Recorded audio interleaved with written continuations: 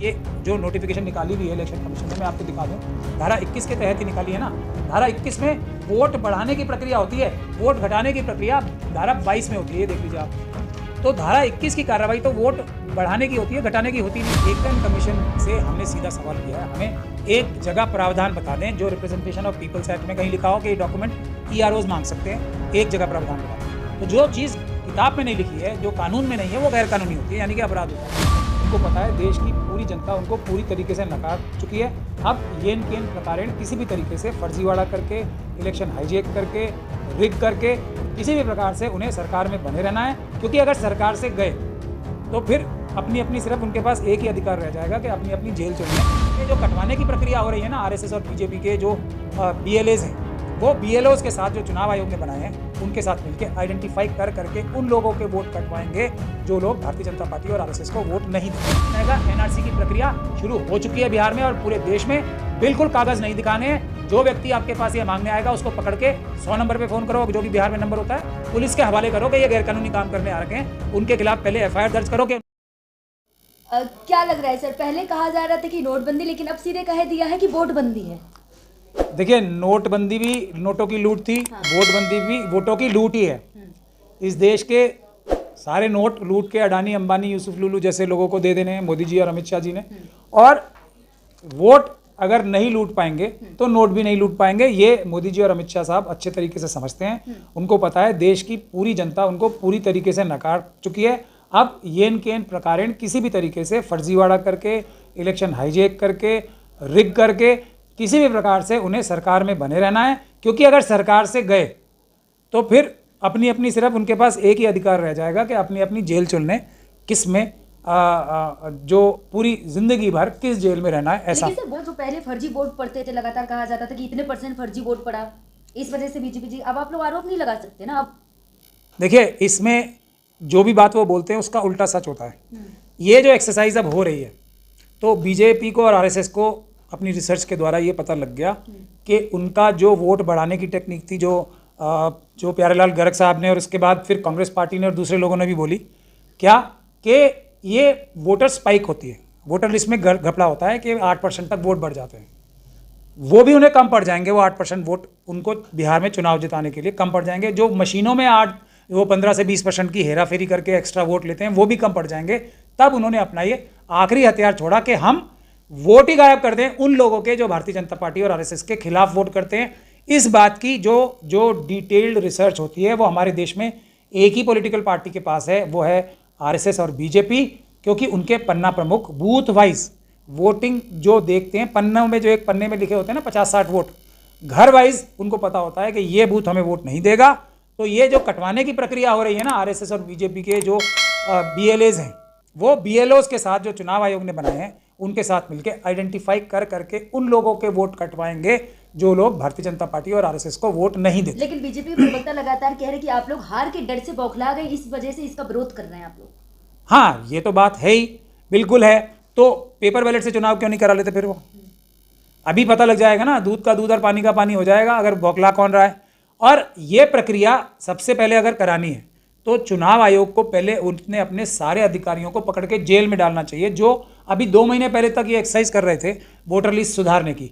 सिर्फ उसको गहन जो ये जो एक नाम दे दिया है उसे कि ये इंटेंसिव वोटर लिस्ट वेरिफिकेशन होगी, तो क्या सर पे सींग निकल आते हैं अधिकारियों के? अधिकारी तो वही है ना।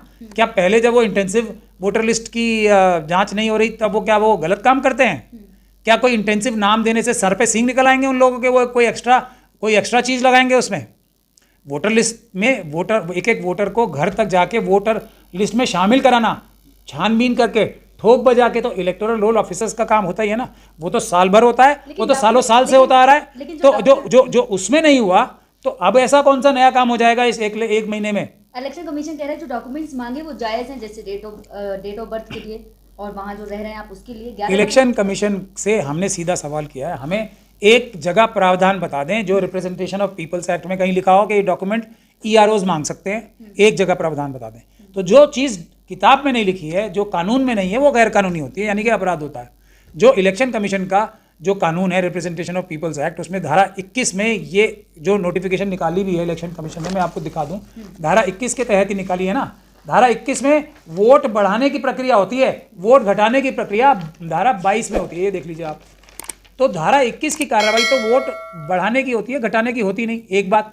दूसरी बात यह है कि 21 की धारा के अंदर जो इलेक्टोरल जो रूल्स हैं उसके अंदर साफ साफ ये लिखा है रूल 8 के अंदर कि जो तरीका है वो रूल 8 में ये लिखा है कि फॉर्म 4 है एक, फॉर्म 4 को भरवा सकते हैं इलेक्टोरल रोल ऑफिसर्स, और कोई जानकारी वो प्राप्त करने के लिए आधिकारिक रूप से, कानूनी रूप से उनके पास शक्ति नहीं है। फॉर्म 4 क्या कहता है कि जो EROs हैं वो सिर्फ एक चीज़ की जानकारी ले सकते हैं कि इस घर के अंदर, फॉर्म वही है वो, इस घर के अंदर कितने लोग 18 साल से ऊपर की एज के नागरिक हैं, और उसके पिताजी का नाम क्या है, माताजी का नाम क्या है, और हस्बैंड का नाम क्या है। इसके अलावा कोई जानकारी प्राप्त करने की कानूनी शक्ति नहीं है। ये अपना कानून बना के ये NRC की एक्सरसाइज कर रहे हैं। ये लोगों को नागरिकता का अधिकार छीनकर उनको डिटेंशन सेंटर्स में डालने के। तेजस्वी यादव ने 9 तारीख को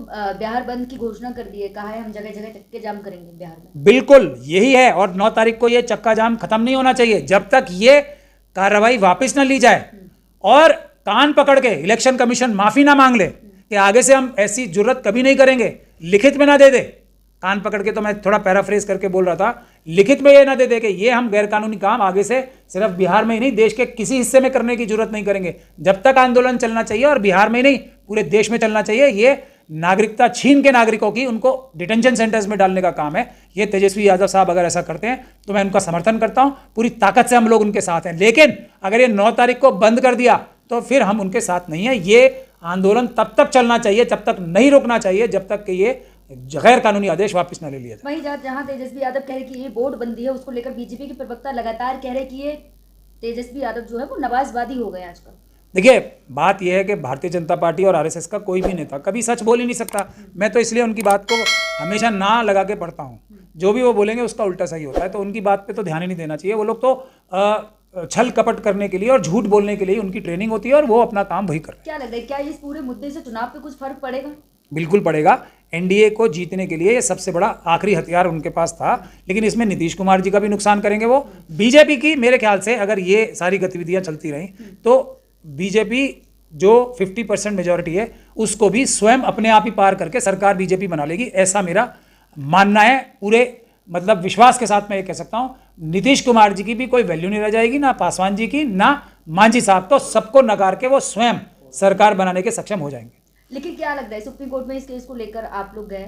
नहीं, मैं बिल्कुल नहीं गया, ना मैं जाऊंगा। मैं तो मना कर, ना मैं गया हूं, ना मैं कभी जाऊंगा, क्योंकि सुप्रीम कोर्ट में जाना सबसे बड़ा खतरा मोल लेना होता है। अभी तक के सारे केसेस में ये साफ नजर आ गया है, जो भी सुप्रीम कोर्ट जाता है वो हार के ही आता है। सिर्फ हम ही एक ऐसे बचे हैं जो आधे मतलब जीत के आए हैं। हमें लिबर्टी मिली है सुप्रीम कोर्ट से दूसरी अदालतों में जाने की। बाकी सभी केसेस सब लोग हारे हैं सुप्रीम कोर्ट से चुनाव आयोग के खिलाफ। मेरे ख्याल से बिल्कुल नहीं जाना चाहिए, जाते ही खतरे की घंटी है। लेकिन लोग भी मजबूर होकर जाते हैं, क्योंकि उनको जब कोई और रास्ता नहीं मिलता तब जाते हैं। लेकिन ये सबसे बड़ा नुकसान का काम है सुप्रीम कोर्ट जाना। अगर देखिए, अगर ये आंदोलन के लिए खिलाफ भी बीजेपी और RSS को कहने का बहुत बड़ा मौका मिल जाएगा कि सुप्रीम कोर्ट ने आपको स्टे नहीं दिया, तो इसलिए बिल्कुल नहीं जाना चाहिए था। मेरे ख्याल से ये बिल्कुल गलत कदम था। चलिए लास्ट में पूछूंगी, आप बिहार की जनता से क्या कहना चाहेंगे? आंदोलन करने के लिए तैयार हो जाओ, आपको नहीं तो डिटेंशन सेंटर्स भेज दिया जाएगा। NRC की प्रक्रिया शुरू हो चुकी है बिहार में और पूरे देश में। बिल्कुल कागज नहीं दिखाने हैं। जो व्यक्ति आपके पास ये मांगने आएगा उसको पकड़ के 100 नंबर पे फोन करो, जो भी बिहार में नंबर होता है, पुलिस के हवाले करो कि ये गैरकानूनी काम करने आ रखे हैं। उनके खिलाफ पहले FIR दर्ज करो कि उन्होंने अब तक ये काम पूरा क्यों नहीं किया था, अब क्यों ये काम करने आए हैं। ये मेरा सबको सलाह है। बिल्कुल उन लोगों के खिलाफ, EROs के खिलाफ FIR दर्ज कराओ कि आज तक इन्होंने कितने पैसे लिए वोटर लिस्ट ठीक करने के, क्योंकि EROs की जिम्मेदारी होती है, परमानेंट जिम्मेदारी होती है।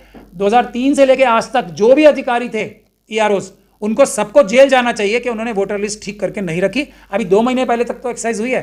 पहले उन सब लोगों को जेल भिजवाने का काम करो। बिल्कुल ये फॉर्म नहीं भरना चाहिए, बिल्कुल साफ मना कर दें। सड़कों पे आएं, CA NRC की तरह प्रोटेस्ट शुरू करें। हम भी देखते हैं चुनाव आयोग कैसे वापस नहीं लेगा।